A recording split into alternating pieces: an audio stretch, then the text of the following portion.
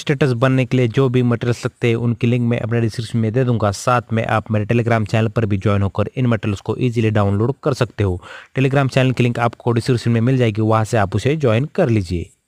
यह स्टेटस बनने के लिए आपको काइनेमास्टर ऐप ओपन कर लेना है। यहाँ पे प्लस के आइकन पे क्लिक करके 16:9 का रेशियो सिलेक्ट कर देना है। उसके बाद मीडिया में जाकर बैकग्राउंड में ब्लैक बैकग्राउंड सिलेक्ट कर देना है और उसके लेंथ को आपको 27 या 28 सेकंड तक कर देनी है। तो ये करने के बाद आपको फिर से एक बार स्टार्टिंग पोजीशन में आना है और लेयर में जाकर जो आपको टेम्पलेट दिया होगा उसको सिलेक्ट कर देना है। तो ये टेम्पलेट सबसे पहले आपको सिलेक्ट कर देना है। इसको स्प्लिट स्क्रीन में जाकर फुल स्क्रीन कर देना है। ओके कर दिए। ओके करने के बाद लेयर में जाना है, मीडिया में जाना है और आपको अपनी कृष्ण जी की इमेज को सिलेक्ट कर देना है। तो इस इमेज को आपको टेलीग्राम पर भी इस इमेज को डाउनलोड कर सकते हो। तो इसको सिलेक्ट करने के बाद इसको बड़ा कर दिए, इसको भी एंड टाइम तक कर दिए। एंड टाइम तक करने के बाद फिर से एक बार स्टार्टिंग पोजीशन में आना है और लेयर में जाना है, मीडिया में जाना है और मीडिया में जाकर आपको जो ग्रीन स्क्रीन प्रोवाइड की होगी उसको आपको सिलेक्ट कर देना है और क्रोमा की में जाकर इसको क्रोमा की इनेबल करना है और इस पर टच करके इसको इस तरह से छोटा करके इधर कृष्ण जी के इस सर के इस तरह से लगा देना है और इसको 3 डॉट पर क्लिक करके सेंड बैकवर्ड कर देना है।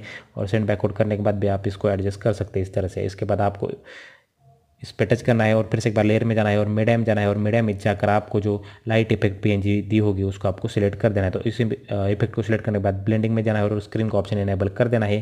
फिर से एक बार उसी पे टच करना है और कुछ इस तरह से छोटा करके इधर फिर से एक बार उसी तरह से आपको इधर लगा देना है। इसको लगा देने के बाद इसको भी 3 डॉट पर क्लिक करके सेंड बैकवर्ड कर देना है और ओवरऑल एनिमेशन में जाकर जिटर एनिमेशन सिलेक्ट कर दीजिए। तो इसको सिलेक्ट करने के बाद इसको एंड टाइम तक कर दीजिए।